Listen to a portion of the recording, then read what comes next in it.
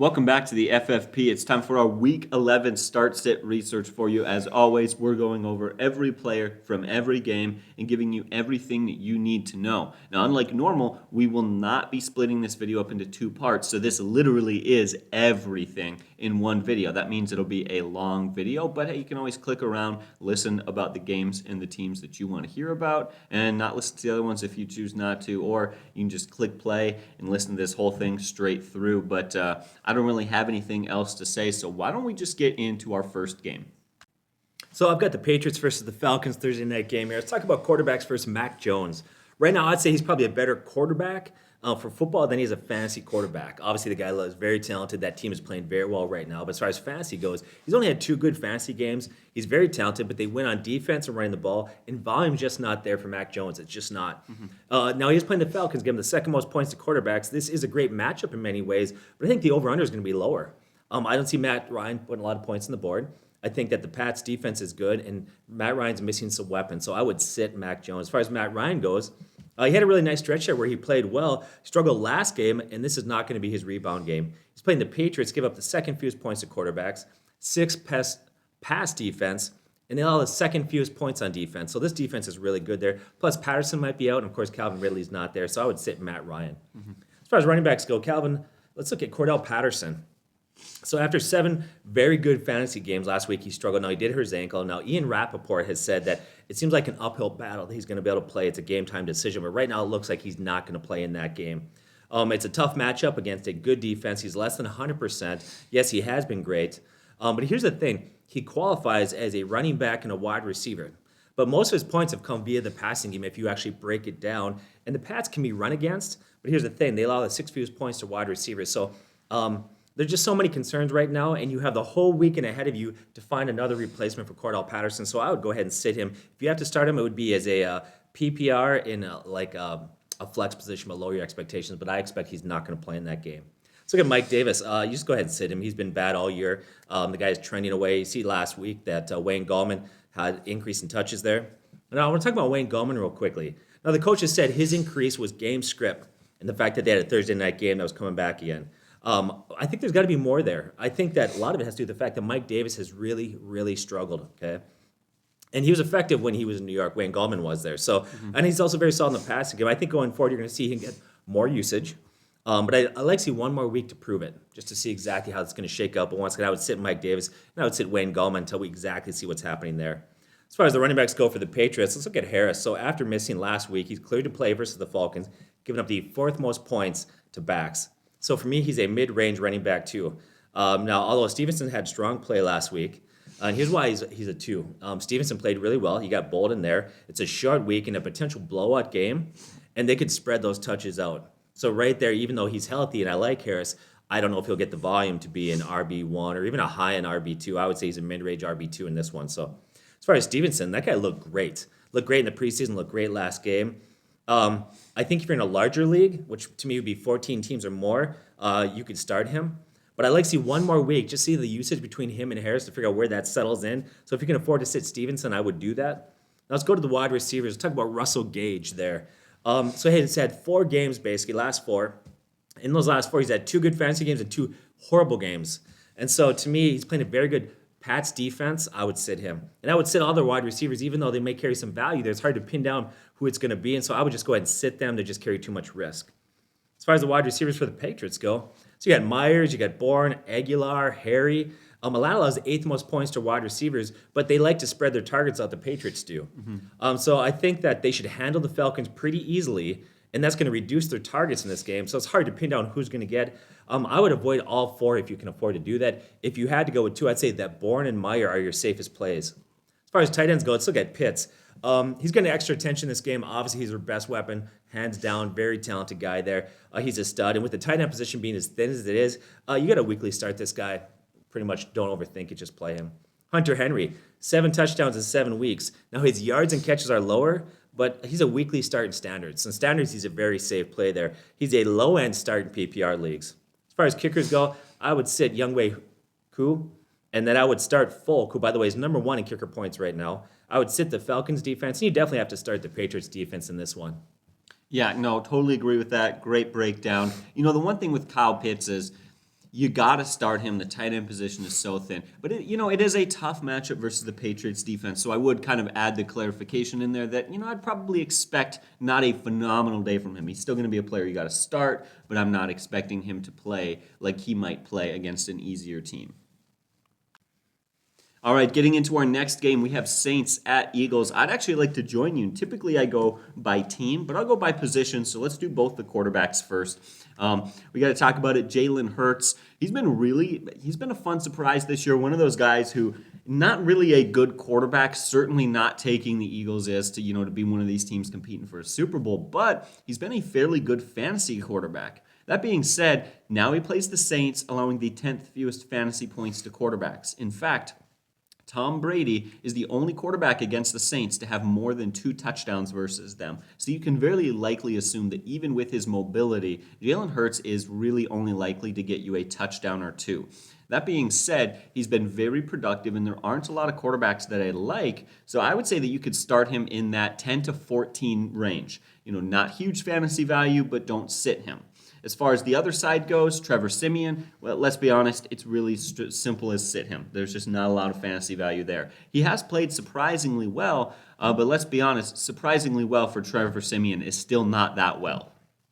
As far as the running backs go, there's just a mess of a running back situation there for Philadelphia. I don't even want to talk about it because it's a running back by committee. It just makes me sick. It makes you uncomfortable. You got to sit them this week. Jordan Howard and Boston Scott have been running fairly well, but they're just splitting carries basically 50-50. And now you go against the Saints, allowing the 4th fewest fantasy points to running backs. In fact, they haven't allowed a rushing touchdown in their last 5 games. And again, they're only going to see you about 10 to 12 touches apiece. I don't feel like there's a guy there that you can reliably play and really trust. Now, if you're getting into deeper leagues like 14-team or 16-team and you need a flex, or when you're looking for a plug and play based on injury or bye week, there might be a situation to do that. I'm not saying never start them, but I would definitely lean heavily away from it. What about you? Would you agree with that? Yeah, I agree, yeah. Going to the running backs there for the Saints, what about Alvin Kamara? Obviously, if Alvin Kamara plays, he is a must start. But as of right now, he is questionable with a knee injury, and he did not play last week. It is going to be hard to tell at this point whether or not he's going to play. We'll continue to monitor it. We suggest you guys do too as well. But there might even be more fantasy value there if he sits, because you got to wonder what Mark Ingram is going to do. And maybe the biggest concern is that he plays, but he's not 100% healthy. But what do? It's Alvin Kamara. If he plays, but he's not 100% healthy, are you really going to be that guy that doesn't start him because he's not fully healthy? No, you're going to play him. Yeah. If he does sit, consider Mark Ingram. He is 8th in running back weekly scoring last game without Alvin Kamara. He saw 21 touches for over 100 yards and a touchdown. Now he goes against the Eagles, allowing the 7th most fantasy points to running backs. Definitely start him if Alvin Kamara is out. If Alvin Kamara is in, I'd probably say you got to sit him, though, because his touches are just too low otherwise. As far as the wide receivers go, let's be honest, for the Saints there's no guy that you can trust. In fact, pretty much all the receivers for those Saints teams are not likely to get you more than 2 or 3 catches in a game. There's just not enough volume there. I would sit all of them. As far as the Eagles go, there's only one receiver there that's worth starting, and that's Devonta Smith. That being said, he is turning into an absolute monster, and he is a must start. He has 48 fantasy points in his last 2 games. That's 3 touchdowns. And he did it versus the Chargers and the Broncos, who are both very good pass defenses, proving that he can go up against good cornerbacks and good safeties and produce. Now versus the Saints, allowing the 6th most fantasy points to receivers, you got to start Devonta Smith as a mid to high-end wide receiver too. As far as the tight ends go, I'm going to sit all Saints tight ends, and I'm going to start Dallas Goedert. Now, he hasn't scored since week 4, and he only has 2 touchdowns all year long, so that's definitely a concern to monitor there. But if you're in a PPR league, it's hard to ignore a guy who's been productive and seeing a fair amount of targets. I don't know about you, Rob, but I think you should start him. However, I would say start him in that 8 to 14 range. So not a high-end tight end, but he is a very safe lower half of that starting range tight end. As far as the kicker goes, I'm going to sit Jake Elliott 19th in fantasy kicker points per game. I'm going to sit Brian Johnson, and I'm going to sit both defenses this week for the Saints and the Eagles. So now I got the Dolphins versus the Jets there. Let's talk about Tua in this one. The Jets' defense is terrible right now. They allow 32.9 points per game. Add to that, Miami can't run the ball very well. And so I think that Tua is a guy that if you need to find a quarterback to stream or if you're in daily fantasy, I would definitely start him in this one. I like him in this matchup. Let's look at Falco. Flacco is going to be starting there for the Jets. Sounds like to me, Wilson's not 100%. They're going away from Mike White a little bit there. The Dolphins allow 10th most points to quarterbacks. And he's got good wide receivers, a healthy Davis, a developing Moore, and Crowder, who, by the way, is a decent slot receiver.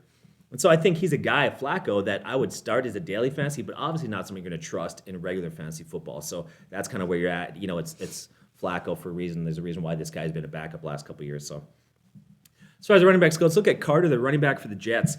He's not efficient. In fact, in the offseason, they may need to look at another running back. I don't know. His yards per carry, elusive rating, yards after contact haven't been very good there.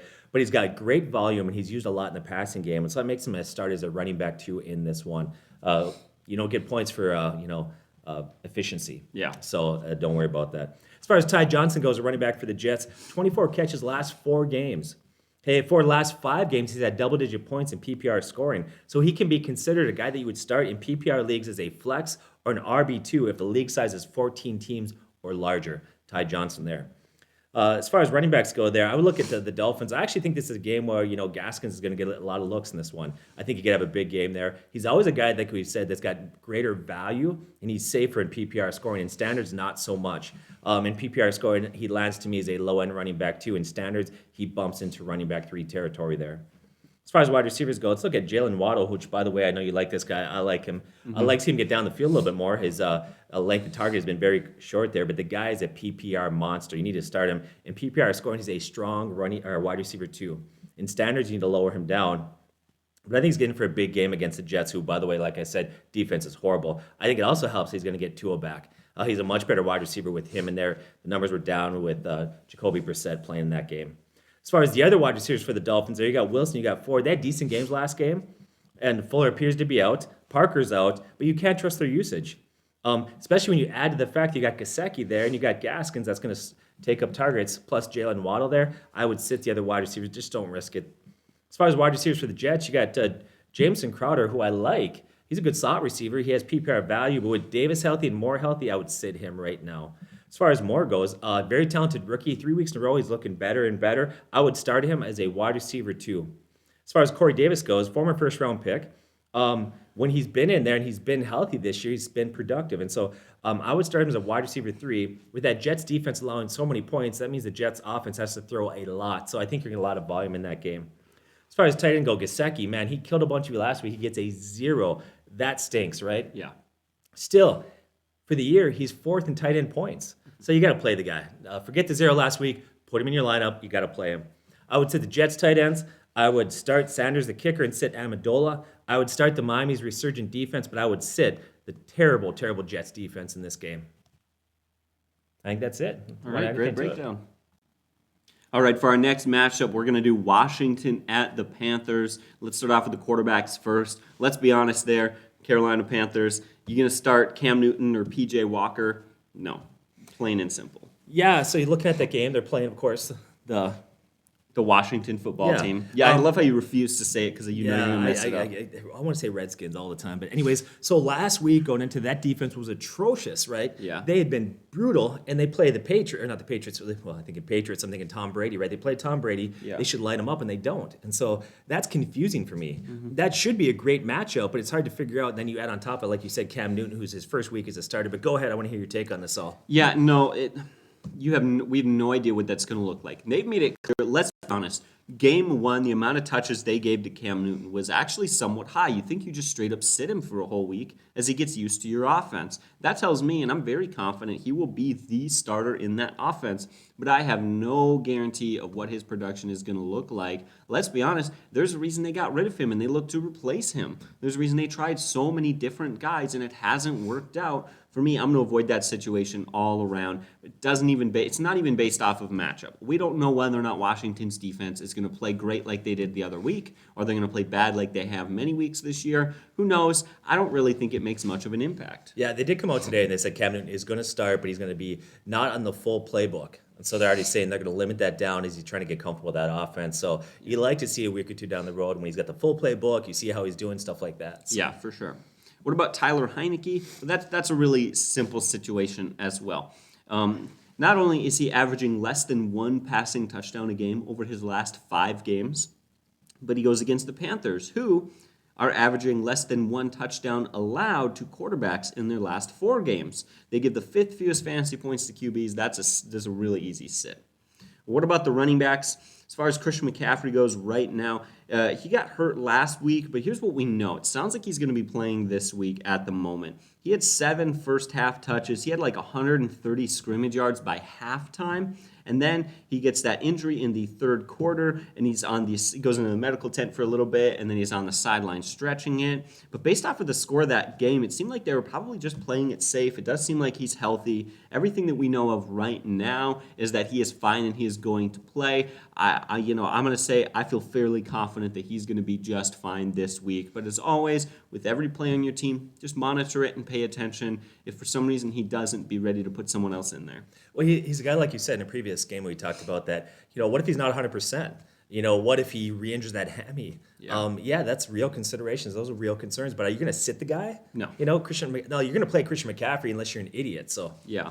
Of course, if he sits the replacement there, Chuba Hubbard, he's been productive when given the volume. I would start him. As far as the other running backs there, what about Washington? What about Antonio Gibson? He was 7th in running back scoring last week. He took 26 touches and ran it into the end zone 2 times. He was really productive. Now, here's the funny thing. He only had 2.7 yards per carry. So, not efficient. But here's how sad that offense is. That was better than Jarrett Peterson or J.D. McKissick. So he was the most efficient running back in that offense. As much of a bust as Antonio Gibson has been, do you think many people drafted him to be their running back 1?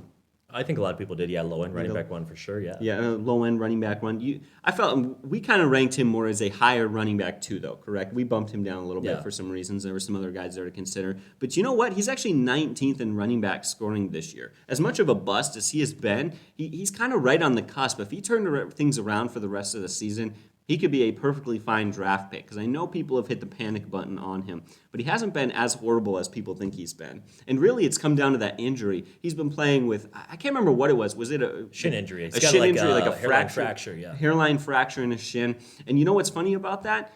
We know that that's the problem. It's not his production or his efficiency, because his 2 best games were week 1 and then last week coming off the bye week, which tells us he just needs to be healthier. He needs to rest. And, to be quite honest with you, I wouldn't be surprised. I'm kind of surprised that he isn't just choosing to sit out quite a few games. But good for him. Anyways, I think you should start him, but lower your expectations. The Panthers give up the 2nd fewest fantasy points to running backs. As far as the receivers go, you're obviously going to start Terry McLaurin as a high-end wide receiver too. Definitely has his off games, but when he is on, he is lights out, and he's a wide receiver 1. He can produce like monster numbers. Yes, and the problem is off games have nothing to do with him. It's quarterback play. Mm-hmm. If he had a good quarterback, this guy would be a wide receiver 1 every week. Yeah. I would sit all other Washington wide receivers, and taking a look at the Panthers side of the football, DJ Moore, you got to start this guy. He has just been phenomenally productive. In fact, so far this year, he's been producing like a wide receiver 1. That being said, he has finished 40th or worse in 3 straight games for weekly fantasy scoring. I think you need to play him one more week. I think he's going to turn it around. But you do have to start looking at other receiver options. You do have to start getting ready to hit that panic button. I don't know about you, Rob. I don't know when the right moment is, but I might give him another week. Yeah. As far as the other receivers there, what about Robbie Anderson? Last game he looked better. 6 targets, 4 catches, and a touchdown, but he still only had 37 yards, and there is a very confusing just quarterback situation there that I really don't trust. I would sit Robbie Anderson, despite the fact that he did see an uptick in targets last game. I'm going to sit all tight ends in this matchup. Of course, if Logan Thomas, he's still out on the IR at this point. If Logan Thomas does return, you're going to start Logan Thomas. He was very productive when he was healthy. But other than that, I'm going to sit all tight ends. I'm going to sit all the kickers in this game. And I'm going to start the Panthers defense and sit Washington's defense. So I've got the Colts versus the Bills. Now, as we said, we advertised that Carson Wentz, we thought was going to have a rebound year, and he is. He's looking a lot better. He's been playing better. But he's versus the Bills defense right now. That's number one defense in the NFL. Then they allow 15 points per game, second in pass defense. They allow the fewest points to quarterbacks, so I would say Carson Wentz in this game. Bills defense is really good there. Josh Allen, he's top 5 quarterback, so you got to play him this week. Don't overthink it. Go ahead and start Josh Allen in this one. Now, here's where it gets tricky.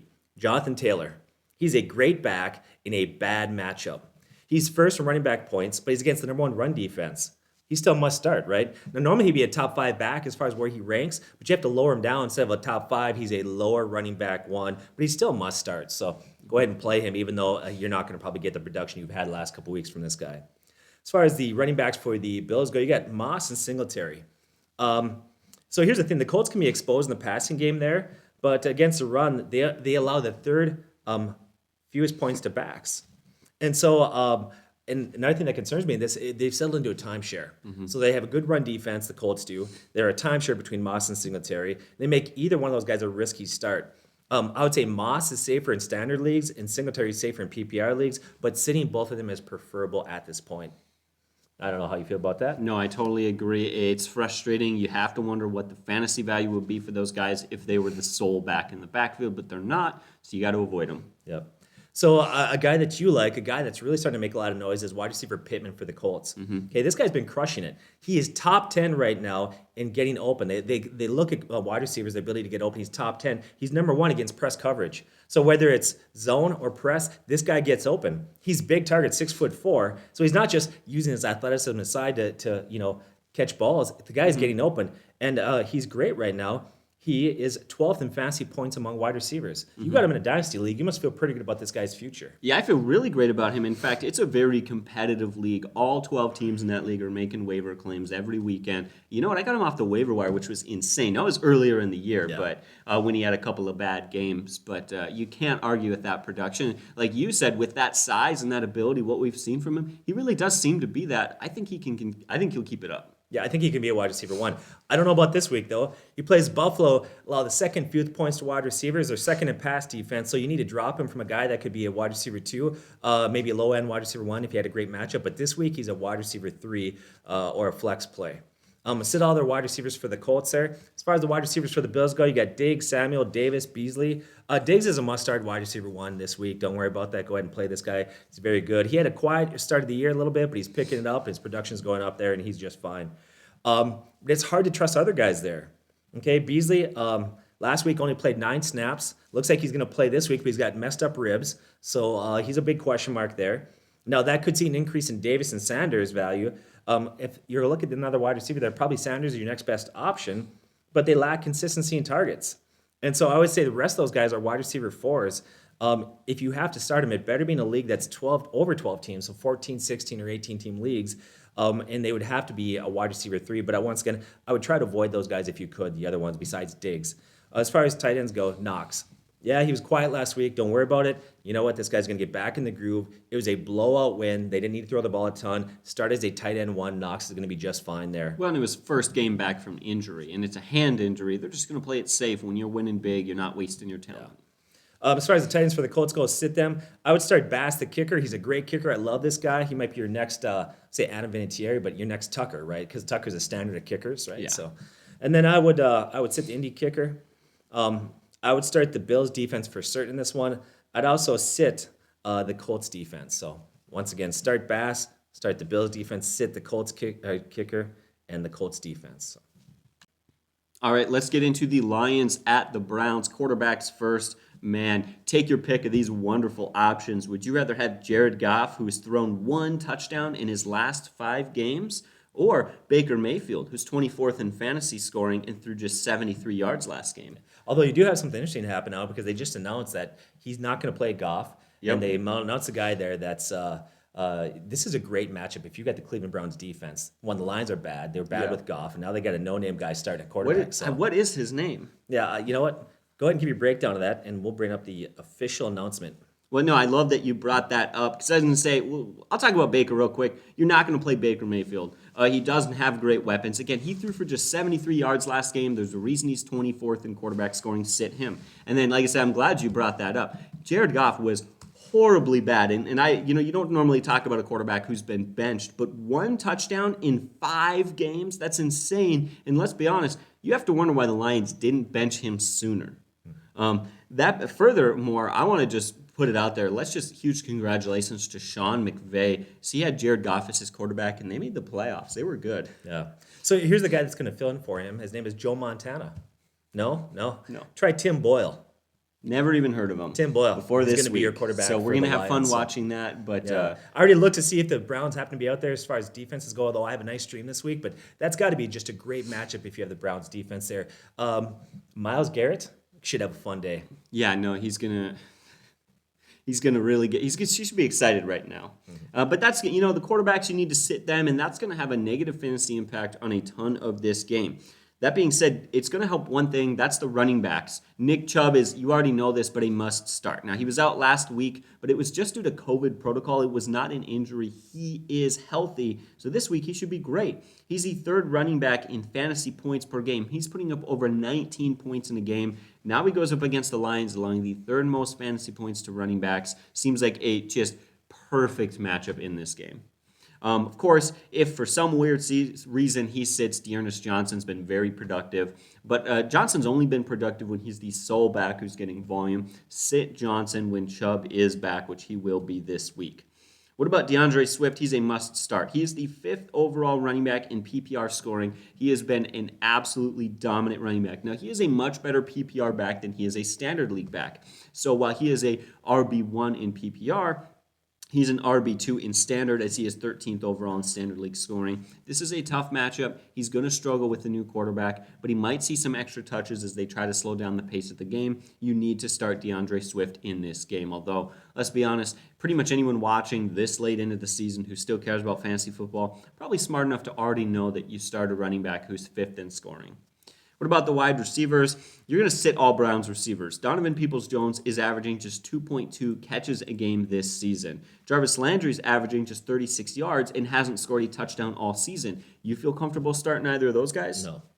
Yeah, no. What about the Lions? You're going to sit all of those guys as well. I mean, not only do you have this new quarterback who's coming in, who's, maybe going to be better than Jared Goff, but here's the tricky thing when you bring in a new quarterback. Why was he benched before why was Jared Goff the starter before?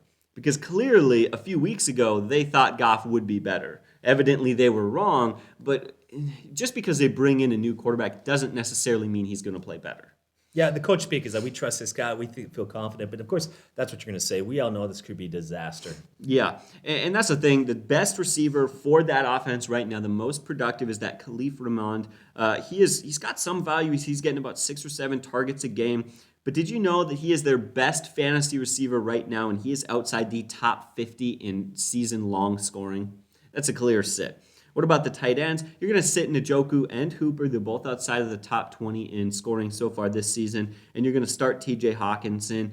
He might see, it might be a better game for him with a new quarterback who's going to lean heavily on him. And he's one of those guys who can very easily, get 10, 11, 12 targets in a game. It's hard to argue with that kind of volume. Yeah, Hawkinson's a really, really good tight end. This guy's going to be one of the top tight ends for years to come in the NFL. The problem he has right now is bad quarterback play and no good wide receivers, and defenses are making a point to shut him down. But he's very, very talented. Don't let these numbers that have dipped lately confuse you. Yeah, no, that added up last week. Too much attention from defenses, bad quarterback play, and a minor injury led to a horrible game. 1 target for 0 catches last game. But just the week prior, he had 10 catches on 11 targets, so you never know what you're going to get with him. I think you need to roll the dice and take what you get. Hopefully you get one of those good weeks. As far as the kickers go, I'm going to sit both Chase McLaughlin and Ryan Santoso. I'm going to sit the Lions defense, and you got to start the Browns defense in this game. It's going to be a great game for them. So I've got the 49ers versus the Jaguars. Trevor Lawrence, this is a great matchup for him, but he's been bad this year. 5 touchdown passes last 8 games. His passing yards are dipping. The volume has not helped this guy. You need to sit him right now. And I don't know how much is Trevor Lawrence or how much is Urban Meyer. I don't know, but he doesn't look good right now. Jimmy Garoppolo. So you got Brandon Ayuk looking like he did last year, getting back to his 220 form. Samuel's a stud. And Kittle's back to doing what George Kittle does. And so if you need a 1-week stream, I think Jimmy Garoppolo is your guy. I think he can be a decent fill. And the one thing that could hurt him in this game is volume. I don't think I think this is going to be a blowout game for them. They're going to get back to 500, back in contention for a playoff thing. I think the Niners, you got to feel pretty good moving forward as your team's getting healthier. Look at the Jaguars; they're bottom third in the league in points allowed. But here's the thing: their defense, I think, is maybe worse than what that would indicate. I think the reason why their defense is not worse as far as points allowed is because a lot of teams take their foot off the gas because the Jaguars' offense is horrible. So that defense can be exposed there. Running backs. James Robinson, if he plays, I know he's been banged up. He's been a limited participant this week in practice, but he's very good. He's a running back, too, who's very underrated. Their best weapon. If he plays, you got to play James Robinson in that one.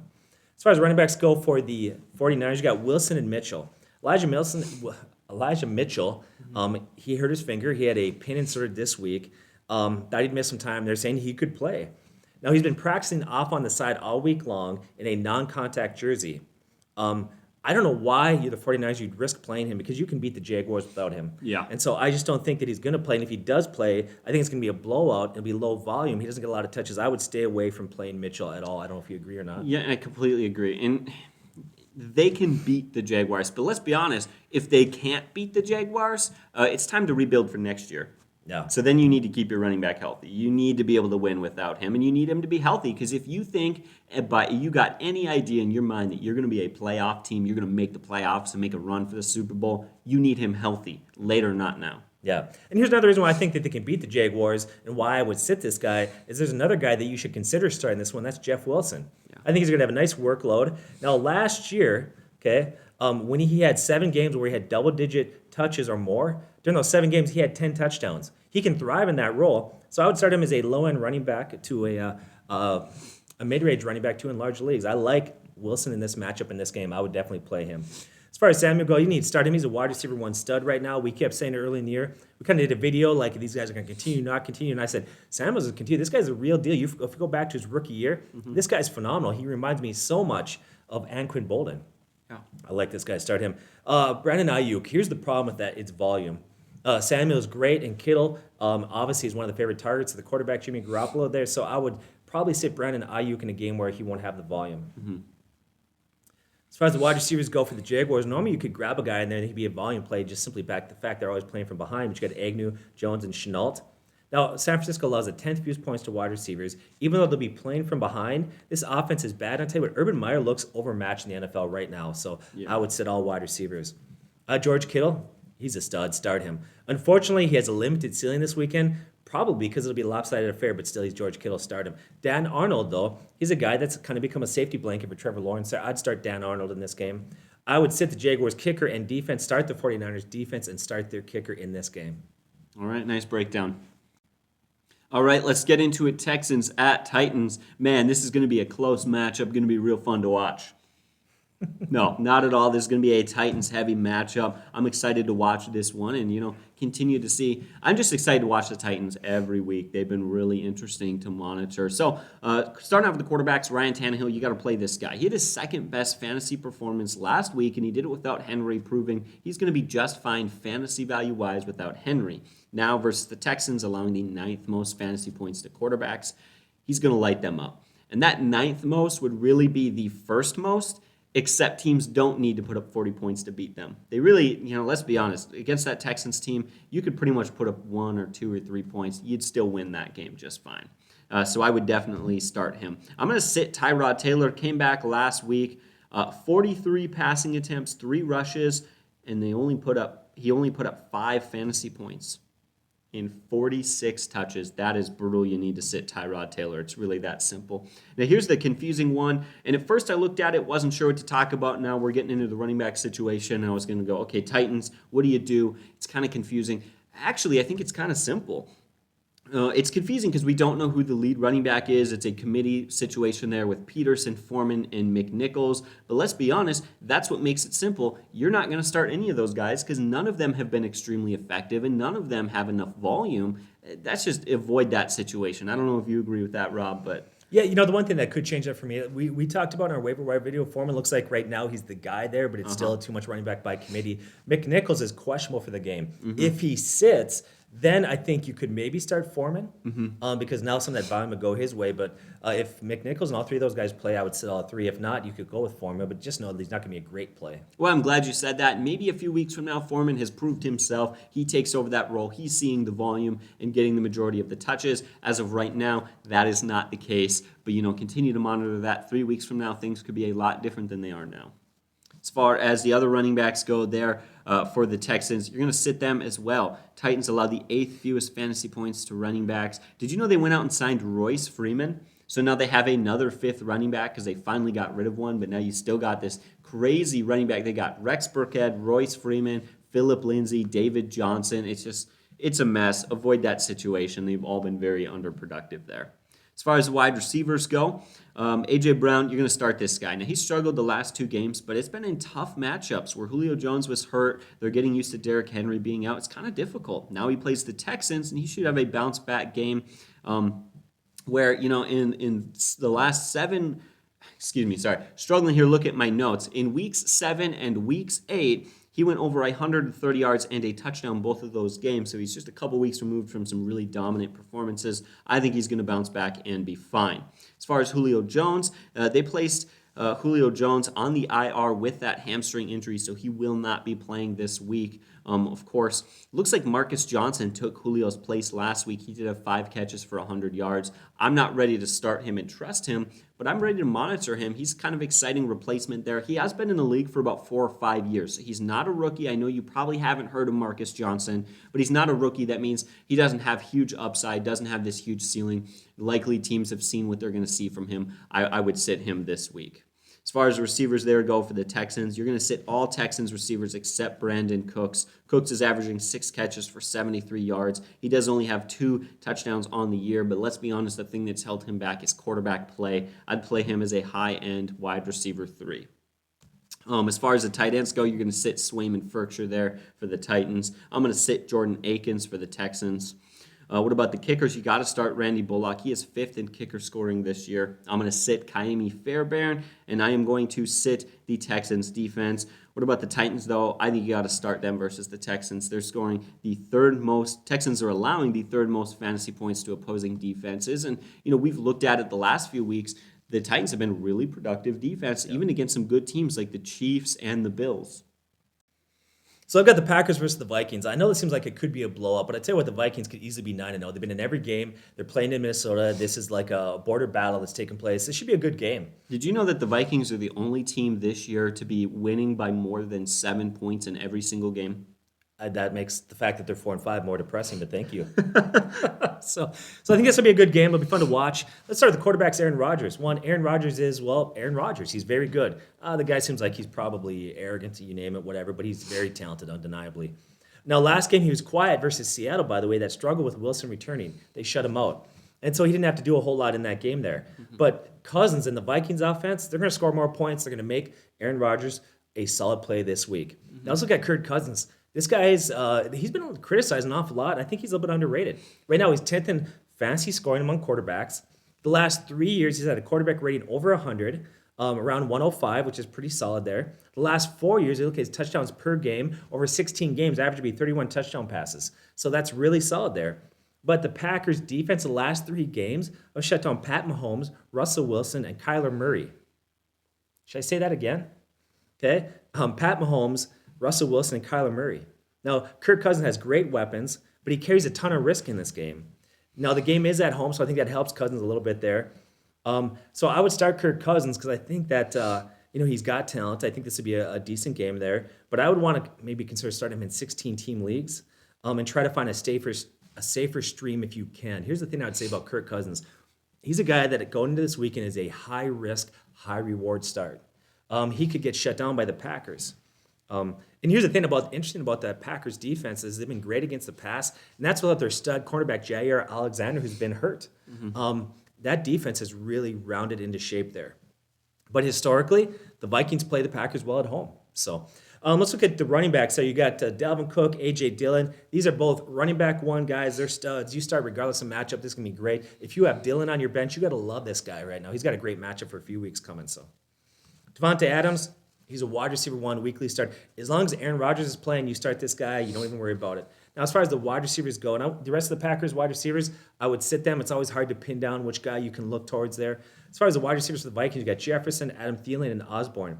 Packers allowed the 5th fewest points to wide receivers, and that's been without corner stud Jair Alexander. Like I said, I can't believe how well they've been playing on defense there. But Jefferson is too good to sit. So you got to start Jefferson. Either way, doesn't matter. You got to put him in there. You'd be a fool to sit this guy. But don't expect the numbers he had last week. There's going to be a dip there, obviously, numbers-wise. Adam Thielen, the last 2 years have become somewhat what I would call touchdown dependent. And so to me, that makes him a safe play in standards. He's had 27 touchdown passes in the last 34 games. Wow. It's pretty good, right? So to me, in standards, he's a low-end wide receiver 2. But in PPR leagues, you got to drop him down to a wide receiver 3 there. I would sit all tight ends in this game. I would start Joseph and sit Crosby, the kicker. I would sit the Vikings defense. Now, you could start the Packers, but consider this. The Packers defense is playing very well, but the Vikings allow the fourth fewest points to opposing defenses, so they're worth a start, but a low-end start. All right, now we got to do Ravens at Bears. Let's start off with the QBs like we've been doing. Lamar Jackson, fourth in quarterback scoring this season. Now, I'll say, it's really heavy on the run. In fact, he has just one passing touchdown in 7 of his last 9 games. So he's been really rushing dependent, but let's be honest, it's Lamar Jackson. He's the one quarterback who can reliably be rushing fantasy point dependent at the quarterback position. Now he plays the Bears, and here's the thing that I love about this. He plays the Bears. The Bears allowed Jimmy Garoppolo, again, I'm going to say that one more time, Jimmy Garoppolo to rush for 2 touchdowns versus them. I think if you kind of extrapolate that out, we can pretty much expect Lamar to have 6 rushing touchdowns because he's got to be, at least 3 times better at running than Jimmy Garoppolo. So You can take that to the bank. Take that. Anybody want to make a bet? Yes, I do. No, but Lamar Jackson, again, he hasn't thrown the ball really well, hasn't thrown a ton of touchdowns, but he's been throwing it well outside of the red zone. You know what they do? A lot of teams run it in the red zone. They just choose to run it with their quarterback. You got to play Lamar Jackson. You need to sit Justin Fields. Justin Fields has been playing better lately, but he has 6 total touchdowns in 9 games this year. He's just an obvious sit there. The fantasy value is not there. As far as the running backs go, David Montgomery, now he put up just 10 points last game, but it was his first game back from injury. Remind you, what did he do before he was hurt? In just the first half of his final game before getting hurt, he had over 100 yards and 2 touchdowns in a half. He is an extremely productive running back. If he played a whole season healthy, he is easily a top 10 fantasy back. Would you agree with that? Yep. Even in this crappy offense with a bad quarterback situation. Now, I've been avoiding it, so let's talk about the Ravens running back situation. Just not a big fan of it. Now, Devonta Freeman has been emerging. He's seen increased volume recently, and he's played really well, but that might be a red herring. The last couple of games where he's seen increased volume, Latavius Murray's been out because he was injured. So you have to question, if Latavius Murray is back this week, does Freeman continue to see quite as many touches as he was seeing those last few games? Yeah, the one good thing is that they let go of Le'Veon Bell. That helps a little bit, but still, it's running backs there. Just I'm not confident with any of them. Yeah, so I'll say this. He is the top back in that backfield. It's a productive offense. I think you can play him in deeper leagues. I think you can plug and play him for injury or bye weeks. I think you can put him in as your flex, but I'm not ready to call him a running back 2. Are you? No. Okay, so I'm glad we're on the same page there. What about wide receivers? Let's do the Bears first because it's really simple. Sit. I would call those guys Allen Robinson and Darnell Mooney. I'd call them wide receiver 4s. In fact, they've both finished so far this year outside of the top 36 in wide receiver scoring. Disappointment this year. I kept Allen Robinson because he was a top 5 fantasy receiver last year. What a fall off. Do you know anyone that really expected him to completely just fall off the earth like that? Not that badly, no. No. What about wide receivers for the Ravens? Marquez Brown, I'll just go straight for it. I'd call him a wide receiver 2, and I'd call Bateman a wide receiver 3. The Bears are allowing the 4th most fantasy points to receivers, so they should have a good week this week. Looking at tight ends there, I'd sit Cole Kmet. Now, he's playing better. In fact, last game he saw 8 targets, 6 catches, and 87 yards. He was 10th in weekly scoring, but that is his only top 12 weekly performance all year long. He's a young tight end who's getting better, and his quarterback is starting to trust him, but I'm not ready to start him in my lineup every single week, so I'm going to sit him out for another week. I need a little bit more prove-it time. You do have to start Mark Andrews. He is the number 2 tight end in fantasy right now, so that's an obvious play. I'm going to sit kicker Cairo Santos, and you're obviously going to start Justin Tucker. That seems very obvious. Now I'm going to sit the Ravens defense. They've looked surprisingly bad this year. They're not a horrible defense, but they've been a particularly bad fantasy one, and I'm going to sit the Bears defense. So I've got the Bengals versus the Raiders. Start with quarterback Joe Burrow. Vegas allows the eighth most points to quarterbacks. Now, going into the bye week, he had an off week there, but he had a bye week to regroup there. And I think he's a return to the form that we saw weeks 2 through 8. I would go ahead and start him. There's a reason why he was a first overall pick. This guy looks very talented, so go Joe Burrows. Derek Carr, he's had 6 games this year. He's had 2 touchdown passes. He's been very consistent, not great, but consistent. He's not a top 12 start, but he is a solid play this week around the 13 to 16 range as far as quarterbacks go based on your scoring system. You could play him in that.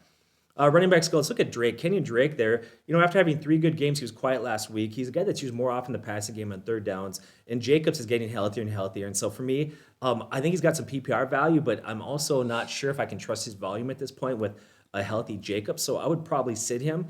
You could play him as a flex play if you're in large PPR leagues. As far as Jacobs goes, he's seen an increased role in the passing game, which I think is great. I always wonder why they didn't use him because coming out of college, he was known to be a good pass catching back there. But he's seen that increase there. And I think he's going to return to a solid running back 2 this week versus the Bengals, allowing the 5th most points to running backs. As far as Mixon goes, I think Mixon didn't have great numbers early in his career because he played on a very bad Bengals offense. But now quietly, he's become a very good running back 1. Currently 10th in running back points. He's had 9 touchdowns in 9 games.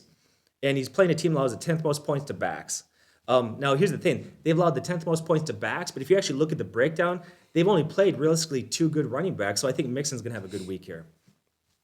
As far as wide receivers go, Jamar Chase, yeah, the guy has a hard time holding on the ball. All he does is drop it. Be careful. That was a preseason concern, right? Yeah, that's what we heard all preseason long. Whoever said that, whoever made those reports and watched him at practice clearly didn't watch very well. Yeah, because he's overcome it right now. He's 4th in wide receiver points among wide receivers still in fantasy. Go ahead and start him. He's a weekly start. Jamar Chase, this guy is very, very talented there. Boyd. When Higgins plays, Boyd needs to be sit. He doesn't have any value when Higgins is starting. T. Higgins. Every week that he's played, he scored double-digit points except 1 week. Started as a mid-range wide receiver 3 there, T. Higgins. As far as wide receivers go for the Raiders, you got Edwards. This guy seems to have potential at times. He seems to get open. He'll have some big plays. Almost every game he'll have that 150-yard catch. But he's only averaging 4 targets in 5 of the last 6 games. He's only averaging 1.8 catches per game. I would sit him. The one guy I think you can start that I think is very underrated is Hunter Renfrow. Yeah, he's very underrated. He's a very safe floor in PPR scoring. He's had double-digit points every game except 1. 3 weeks in a row, he's had 7 catches. He's 16th in the league for catches among wide receivers, on pace for 98 catches. So go ahead and start him as a solid wide receiver 2 in PPRs, a wide receiver 3 in standard leagues. As far as tight ends go, Waller has been a disappointment for a lot of guys. Not doing what he did last year. But here's the thing. Even his disappointing year, he's still 5th in tight end points, so you need to go ahead and start Darren Waller in this one. As far as Azuma goes, tight end for the Bengals, he's got 5 touchdowns this year. That make him a very solid standard play. So he's a guy that I trust in standard leagues, but PPR scoring, I don't. I'd say that he's outside the top 13 or 14 in PPR, so he's right in that cusp if you're in a large league to play. I would sit kicker McPherson, start Carlson, and I would sit both defenses in this game. All right, so getting into this next game, Cardinals at Seahawks, as always, we'll start off with the quarterbacks first, and Kyler Murray. Of course, he's got that ankle injury. Here's what we know right now. Now, last week, he almost played, but ended up not playing. He missed both the Wednesday and Thursday practice before going to the Friday practice and playing and kind of being out there with the guys. Still did not end up playing. Now, this week, he got out there as early as Wednesday and got back to practice with them. Currently, he is going to be a game time decision, but I think they're going to be motivated to play him. They've lost 2 of their last 3 games. If you're the Cardinals, you want to take some momentum back and win this game, and you're playing the Seahawks. The Seahawks are not a bad football team. Certainly, they're not the best team in the league right now, but they got Russell Wilson. They've got great receivers. They've got a good coach. There's a lot of... You got to bring your best game against the Seahawks. It's not like playing the Jaguars. Well, that's the thing, part of the decision to sit Kyler Murray last week had to be the fact that Colt McCoy the week before had played really well. Yeah. So like that, why risk it? Colt McCoy can play, but he came out and didn't play well. That offense struggled without him, and so I'm sure that's going to play into their mindset this week. Yeah, 100%. Plus, if Kyler Murray plays, he is an obvious start. He's averaging 25 fantasy points a game. There's just no arguing with that production. He is a clear top 5 fantasy QB. As far as Russell Wilson goes, he is 20th in fantasy points per game, and the Cardinals give up the 6th fewest fantasy points to quarterback. We saw how bad Russell Wilson looked last week. Now, the Packers' defense is clearly at least above average. They're quite good. What do you think about this? Like, I hate to say it, but there's got to be some question as to whether or not you start Russell Wilson. I think you need to play him. But yeah, he's been a bit of a disappointment this year. Well, here's the thing. He came back incredibly early. They were shocked at how fast he came back after that injury. And I wonder if he was brought back too early. Yeah. Russell Wilson's still Russell Wilson. He's got great wide receivers. I think he's going to have a rebound week. He's going to get better. I think he just rushed it back too fast. And that add to the fact that the Packers are a very good defense. Yeah. So I'm going to say it. I think you should play Russell Wilson this week. But hey, maybe monitor that injury. I get it. Yeah, he's not 100%. That is a concern. But he's got great receivers. He is a good quarterback. And as good as the Cardinals defense is this year, they've really beat up on some bad teams. Let's be honest. Good teams against them have been okay, offensively scoring points against the Cardinals.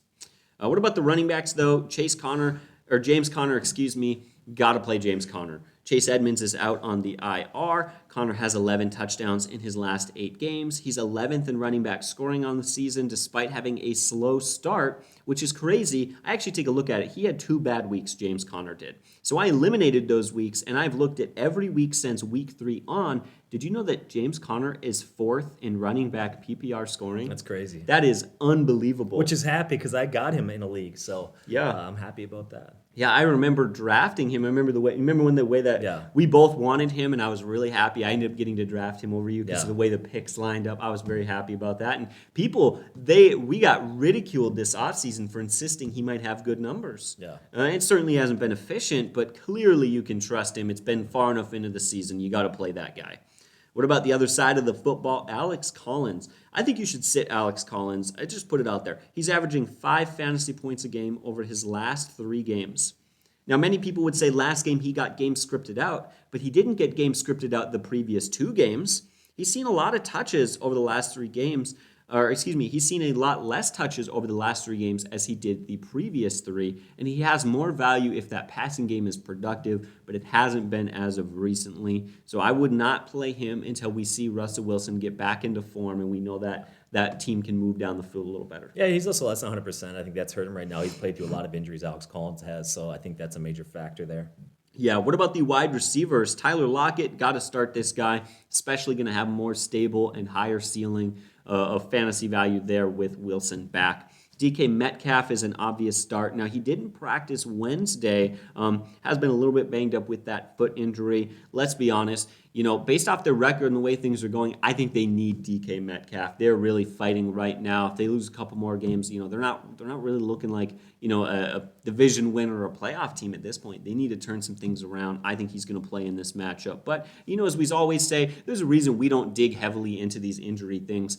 You just got to watch it. A lot of these guys are game time decisions. There's a reason that I'm not going to sit here and tell you with confidence that he will or he won't play. You just play it safe. Be smart. Get up on a Sunday at 11 o'clock and just check the game time decision. Yep. What about the receivers there for the Cardinals? We talked about it earlier. Hopkins is going to be out. They already ruled him out, which is bad for him. Obviously, sit him, but that's huge value for Christian Kirk, who has played much, much better. Now, I'll say this. Kirk has scored more touchdowns with DeAndre Hopkins out there. So he's probably going to have a little bit less likely to score a touchdown, but he's also going to get Kyler Murray back. And he sees more targets. This is a wide receiver who now becomes a receiver 1 who's been productive. He could see 10, 11, 12 targets in this game. He is a must start. I would call him a mid-wide receiver 2 in this game. That also bumps up the value of A.J. Green. Now, typically, I would say sit him. He's been off lately. He did have just 1 catch for 4 yards off of 5 targets last game, but you got to be tempted to play him as a low-end receiver 3 now that, hey, kind of bumps up that chart a bit. If he saw 5 targets last game, his quarterback comes back, Hopkins is out. You got to wonder if those 5 targets become 6 or 7. The better quarterback play means those targets are more accurate, more efficient. I would consider playing him this week. What about, do you agree with that? Because he has played off lately. That's going to make some people nervous. Yeah. What about the tight ends there? Gerald Everett, 8 targets, 8 catches, 63 yards last game. Very tempting. I'm going to, he's really been a dud before that. I'm going to say sit him this week. I need a little more prove-it time. I'm going to start Zach Ertz, who is 9th in tight end scoring since week 6 when he was, kind of added to that offense. And he's played way better with Kyler Murray. He's averaging 12.5 fantasy points per game with Kyler Murray. Without, he's averaging just 6 points a game. So that's going to make a big impact. I'm going to start Matt Prater and sit Jason Myers. And then finally, I'm going to sit the Cardinals defense and the Seahawks defense in this matchup. Like you said, I think a lot of people are going to want to play the Cardinals versus the Seahawks. I think the Seahawks are going to bounce back. I think they're going to be just fine. And here's what really stands out to me. The Cardinals have not scored more than 5 fantasy points in a matchup versus a good team. Versus the Panthers, versus the Packers, versus the Vikings, versus any offense that has any level of production. They have not been good. They've really beat up on some bad teams. So if you're going to sit down this week and watch one game, this would be the game. Cowboys versus the Chiefs. Should be a fun game to watch, right? Hopefully a high-scoring affair. The over-under should be large in this one. Breakdown quarterback, Dak Prescott. Right now he's 4th average amongst quarterbacks in fantasy scoring. This should be a shootout. Go ahead and start him. He's a great quarterback there. Pat Mahomes, he's having a terrible year. This guy just sucks. No. We set the standard way too high. He's still first in quarterback points. He's still on pace for 42 touchdown passes. Go ahead and start him in this one. You know, that made me think of, I was watching a TV show one time, and one of the people on the show said, I never try too hard because when I do bad, people just think, oh, well, that's just him, and then the expectation is never set high. Poor Pat Mahomes played too good, and now this is a guy who, if he doesn't throw 50 touchdowns in a year, everyone's losing their mind. It's absurd, the standard that we have set for him. Yeah, last game he went out 400 yards, 5 touchdowns. Start Pat Mahomes. This guy's great. As far as running backs go, you got Darrell Williams or Clyde Edwards-Helaire. So Andy Reid came on and said there's a chance that the Chiefs don't activate him this weekend, but they wait because they've got a bye next weekend. They start him after. He's like, there's a chance that's the direction that we go. And to me, that would make sense. Why chance it if Williams is playing fine? Sit him one more week, tap onto the bye, and you know he's going to be 100% healthy. If he does start Clyde Edwards-Helaire, you need to sit him one more week anyways because you need to know about volume there. What's that going to look like? As far as Williams goes, if Clyde Edwards-Helaire sits, I would go with Williams as a running back too. If Edwards-Helaire starts, I would try to avoid both of those guys until you can get really sense where they're at and what the usage is going to be. As far as running backs go for the Dallas Cowboys, you got Ezekiel Elliott. Now, Pollard is stealing touches there. He's getting work. Pollard's a very good running back there, but Ezekiel Elliott's still a running back one, very solid play there. Go ahead and start him. Pollard, he had a huge bump last week in usage, but that was a blowout versus the Falcons. He's still more of a wide or running back 3. He's a guy that you're going to probably sit when Zeke is healthy there. So I think another thing that's going to hurt a little bit is Pollard gets some targets in the passing game, but you also have Michael Gallup that's back. So that's kind of where I want to start. Ezekiel Elliott is a running back 1. Pollard is more of a running back 3 sit. As far as wide receivers go, you get Tyreek Hill. He's a weekly start. This one's easy for you to start him. He's a stud wide receiver. Sit all other Kansas City wide receivers. I hate trying to roll the dice. Everybody keeps trying to figure that guy out. You know what? Just stay away from those guys. You just never know who's going to be. So it's fool's gold. That's what it is. As far as wide receivers go for the Dallas Cowboys, you got Lamb, Cooper, and Gallup. Okay, so Lamb is number 1 wide receiver. Go ahead and start this guy. You really like Lamb, don't you see? Yeah, I do really like Lamb. Yeah. So he's a guy that you got to start weekly. Cooper in this one is a wide receiver 2. And Michael Gallup, who I like, but he's not getting the volume, is a wide receiver 4. If one of those guys gets hurt, Michael Gallup suddenly becomes a great option there. As far as tight ends go, you got Travis Kelce. Go ahead and start him. That's a no-brainer. As far as tight end for the Dallas Cowboys go, Schwartz. First 5 weeks, he was a top 5 tight end. Now he dropped off. Now I think he's going to rebound some. But with Gallup being back right now and getting some of the targets, he's still a top 12 tight end. So he's still a tight end 1, but barely for me. But he's a guy that's got some talent there. Start both kickers in this game, and I would sit both defenses in this one. All right, Steelers at Chargers. Let's get into it. Justin Herbert, 7th in quarterback scoring. He has continued to produce this year despite kind of a weird flip there with the wide receivers. If you've seen it, it was all Mike Williams. Now it's all Keenan Allen. And you know what that tells me? That tells me their production is largely based on the fact that they have a really good quarterback. And you know what? It doesn't matter who he's throwing the ball to. He's going to be productive. Again, 7th in quarterback scoring. Now I would start him this week, but lower your expectations. The Steelers allow the 7th fewest fantasy points to QBs. In fact, over the last 3 weeks, they've allowed opposing quarterbacks to score just 1 total touchdown in 3 games. So they're a very productive defense. I still think you need to play Herbert, but yeah, lower your expectations. It's not like he's going to have 400 yards and 4 TDs. I mean, I'm expect maybe more in that 250 to 300 yard range with 2 touchdowns. What about the Steelers quarterback situation? Doesn't really matter who plays there. You're not going to start them, right? Now, we need to talk about it real quick because it has an impact on the receivers and the players around them. Seems like Ben Roethlisberger is likely to be back this week. Last week, he was on the reserve COVID list. Their offensive coordinator, Matt Canada, said that he's preparing like he is going to play. He's kind of getting into this shape, and he's expected to play this week. I think that he will again. That's typically what we've been seeing all year long with COVID players. They miss one game and then they're fine the next week, right? So I would expect Roethlisberger to be back. I wouldn't start him, however, but that does have a positive impact on the other players on this team. As far as the running backs go, you need to play Austin Eckler. Third in running back scoring on the year, 2 touchdowns in the last 4 games. Now, the Steelers give up the 7th fewest fantasy points to running backs. And they've only allowed 4 touchdowns all year to backs and no receiving touchdowns. So, just like with Herbert, lower your expectations, but you still need to start Austin Eckler. Another guy there to start is Najee Harris. 4th in running back scoring. He's 5th in points per game, and that's what got me. I saw he was 4th in scoring, but I thought, he's really played every game this year, hasn't had any off time. You kind of wonder, okay, what's his efficiency as far as how many guys pass him in points per game? Not many. He's 5th in points per game. In fact, he's averaging over 20 points a game. Really simple as that. Najee Harris he's been fun to watch. In fact, I think he'd be even better if that offensive line were a little bit better. As far as the wide receivers go, you're going to start Keenan Allen. He is 5th in wide receiver scoring over the last 3 games. Kind of once again proven himself to be a wide receiver 1 producer. But what about Mike Williams? Over the last 4 games, he's averaging 2 catches for 34 yards. Now they play the Steelers, who have allowed 1 touchdown to wide receivers in their last 4 games. You should sit Mike Williams. And here's what gets me. He started off the year really hot. He was really great and really fun to watch, but he's done that in years past. Yeah. He's lacked consistency, and so I don't think that those early games were very trustworthy. I've kind of said this a few times this year, and I know people haven't liked that opinion, but yeah, I just don't really trust Mike Williams. Even when he was putting up the numbers, it always kind of made me nervous. Yeah, as a guy that this is going to be the year he puts it all together with that hot start, and he could still rebound and have a great year, but yeah, right now, you might be right, but we'll see. Yeah, we'll see. What about wide receivers for the Steelers? You're going to play Deontay Johnson. He is 20th in wide receiver scoring despite missing 2 games. He had 1 week with, of course, a bye week, and then the other game was an injury. He's averaging over 17 points a game. Now, lower your expectations. This is a very defensive game, by the way. Both teams have great defenses. So I'm just going to continue to say start but lower your expectations. That's the catchphrase for this game. But the Chargers allow the fewest fantasy points to receivers. In fact, they usually allow fair. Now, here's what really stood out to me, and here's the reason that you can start Deontay Johnson. He's been a good receiver in a tough matchup. Usually that evens out to start him but lower your expectations. But here's what stands out to me about the Chargers.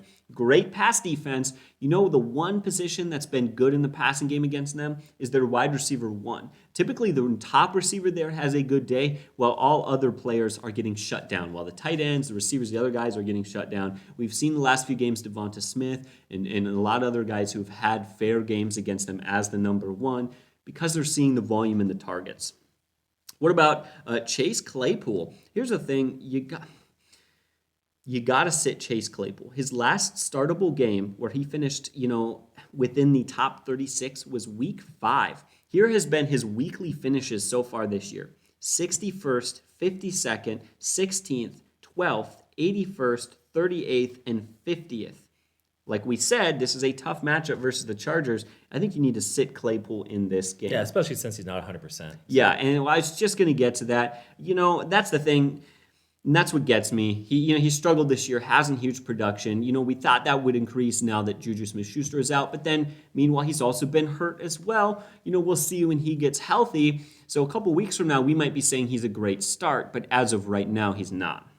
As far as the tight ends go, I would sit Jared Cook and I would start Pat Freiermuth. In his last 4 games, he is 2nd in fantasy scoring, and the one weak spot of that Chargers defense is their linebackers in coverage, allowing the 4th most fantasy points to tight ends.